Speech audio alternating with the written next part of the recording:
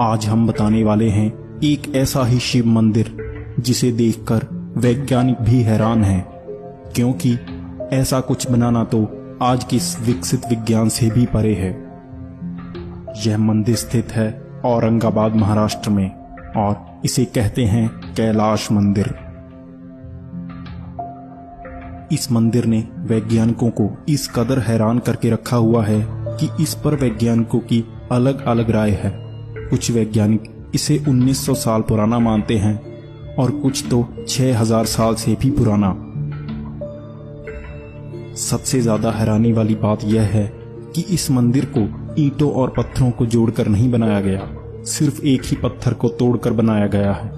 इसीलिए इसे कब बनाया गया, इसका जवाब देना लगभग असंभव है, क्योंकि इसमें ऐसी कोई भी चीज का इस्तेमाल नहीं किया गया जिससे हम पता लगा सकें कि ये कब बना। और इसे जिस पत्थर की खुदाई से बनाया गया उसकी कार्बन डेटिंग तो इस मंदिर से भी पुरानी होगी।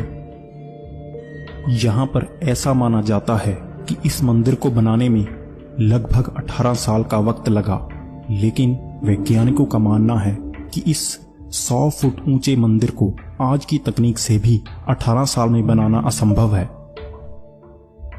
इससे भी ज्यादा अजीब तो यह है कि इस मंदिर को नीचे से ऊपर नहीं बल्कि ऊपर से नीचे की तरफ बनाया गया है, जैसे खुदाई की जाती है। अगर इसे खुदाई से बनाया भी गया होगा तो इसमें से 5 लाख टन पत्थर निकले होंगे।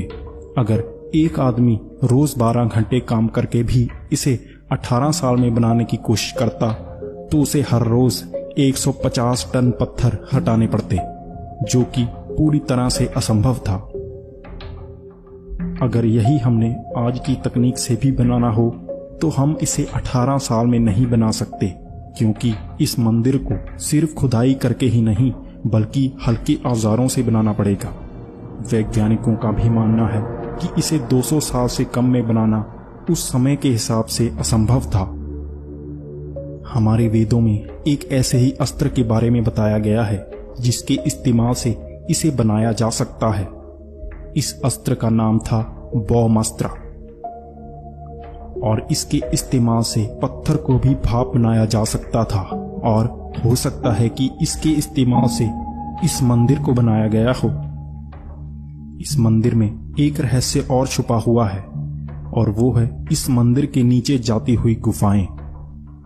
दरअसल साल 1876 को इंग्लैंड की एक स्पिरिचुअलिस्ट एमा हेंड्रिक ने एक किताब लिखी जिसमें उन्होंने अपने अनुभव बताए, जिसमें उन्होंने बताया कि उन्होंने कैलाश मंदिर के नीचे बनी गुफाओं का भी मुआयना किया और एक ऐसे ब्रिटिश शख्स से भी मिले जो इस गुफा के नीचे तक जा चुका था, और उसने बताया कि जब वो इन संकरी गुफाओं में से नीचे गया तो उसने एक खुला सा मंदिर पाया जिसमें उसने 7 लोगों से मुलाकात की, और उन 7 लोगों में से एक धुंधला सा दिखाई दे रहा था, क्योंकि वो कभी होता और कभी गायब।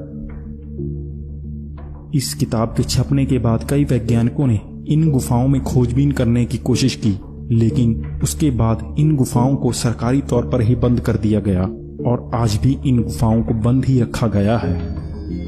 तो आखिर ऐसा क्या है इन गुफाओं में जो आज भी इसकी खोजबीन पर रोक लगाई गई है?